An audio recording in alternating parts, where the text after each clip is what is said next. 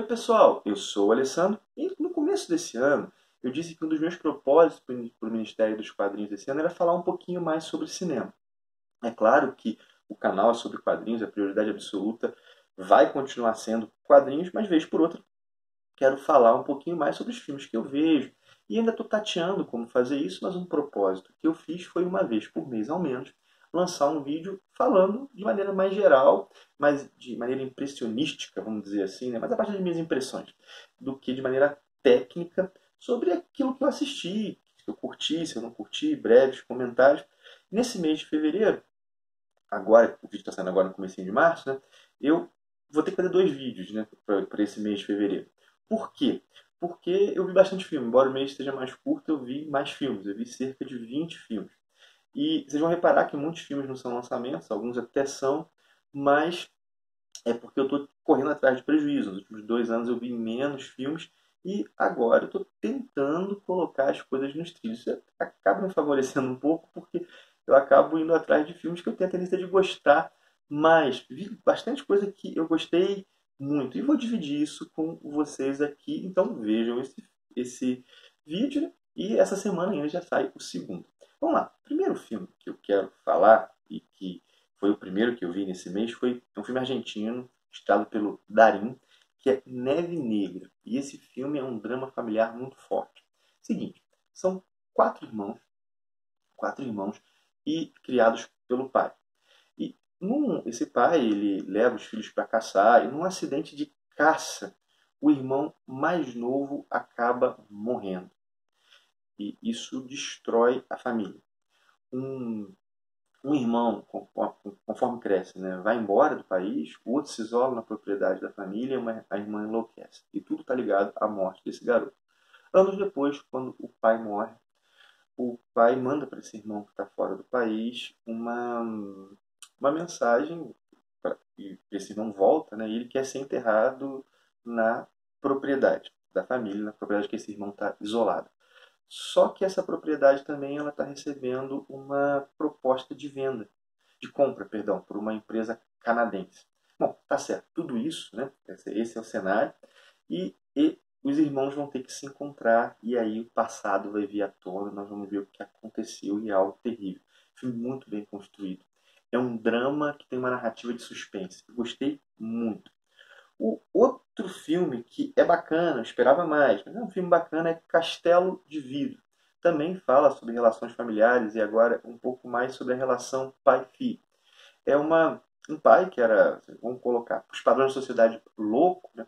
Ele vivia na estrada com filhos, não tinha muito uma perspectiva de ter emprego fixo e os filhos ficavam sem comer, comia quando dava, ele também era alcoólatra, ele era muito criativo, contava histórias para os filhos lidarem com essa situação. E nós temos a filha já adulta, né, que se torna uma jornalista, e nós temos essa rememoração da história da relação dela com o pai.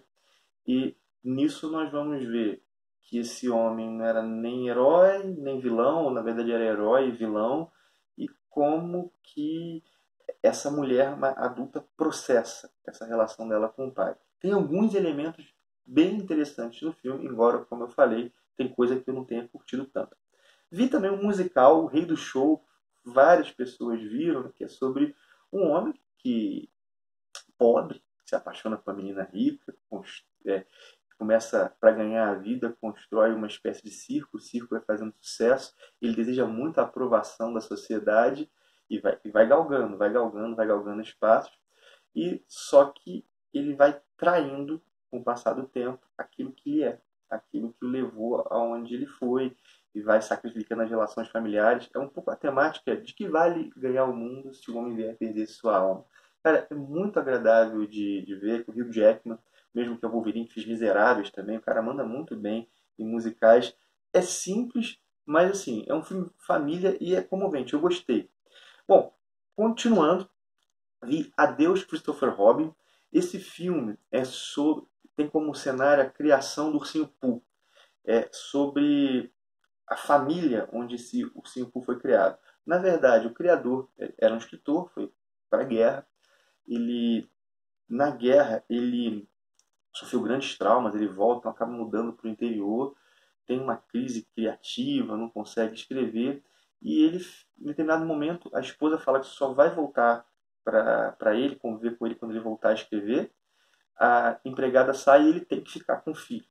E nessas relações, vendo o filho brincando, ele tem inspiração para criar o Ursinho Pooh, que é um sucesso muito grande na Inglaterra, muito, muito grande, e também no restante do mundo, porque o ursinho e, a, e as personagens são criadas a partir da imaginação e das brincadeiras do filho. E isso faz um sucesso enorme e o filho é colocado nos holofotes. Só que isso começa a sacrificar um pouco a relação do filho com o pai e a infância do próprio filho.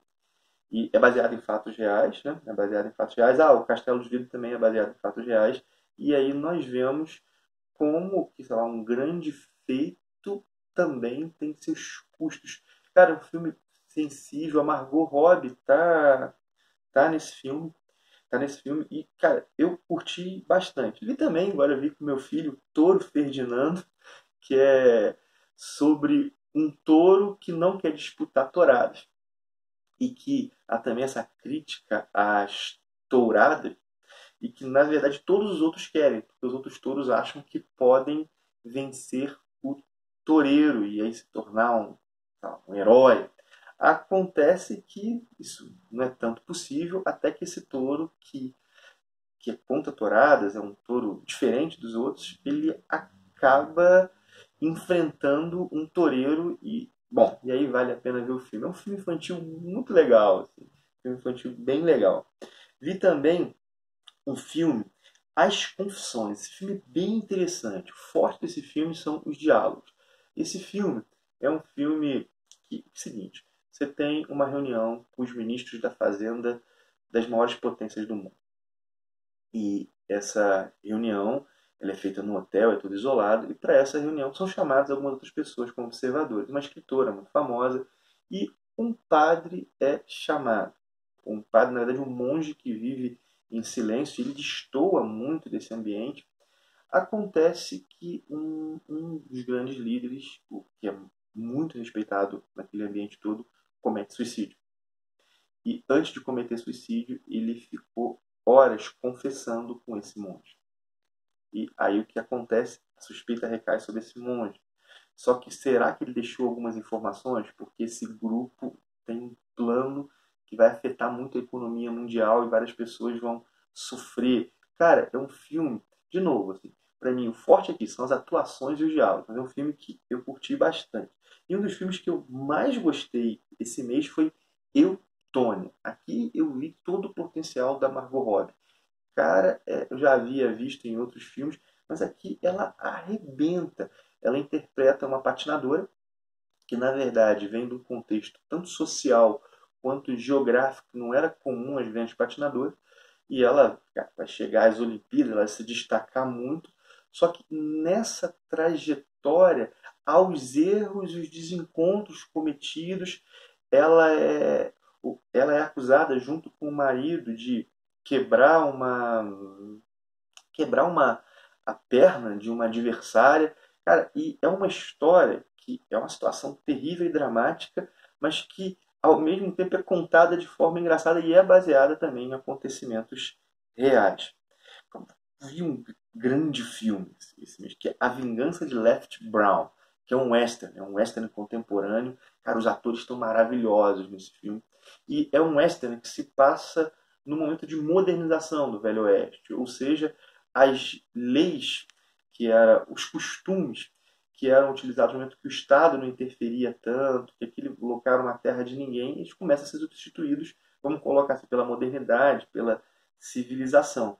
E nós temos dois amigos, um é eleito senador e o outro é um amigo que ficou ao lado dele a vida inteira. Assim, a vida inteira. Só que é um cara mais lesado, vamos colocar assim. É um cara que não é tão habilidoso e esse amigo que é senador é assassinado. E esse amigo, assim, que não é tão habilidoso, parte em busca de vingança. E só que essa vingança vai levar a relações que são a pessoas que são relacionadas de maneira próxima a eles. Cara, o filme é muito bem construído. A fotografia do filme é linda, eu gostei bastante. Revi Pantera Negra. Pantera Negra dispensa apresentações, né? A galera viu, concorreu ao Oscar, esse filme de super-herói. Eu revi, minha esposa não tinha visto. E ela quis ver. Cara, e eu acho que junto com o Soldado Invernal, Pantera Negra tem o melhor roteiro dos filmes da Marvel até agora. O Wakanda foi muito bem construído, muito legal. Realmente acho que mereceu disputar o Oscar. E por fim, eu vi A Luz Entre Oceanos. É um filme que tem um primeiro ato mais lento, mas que a partir do segundo ato a coisa começa a melhorar bastante. O que é esse filme? Na verdade, acho que a partir do terceiro ato, talvez.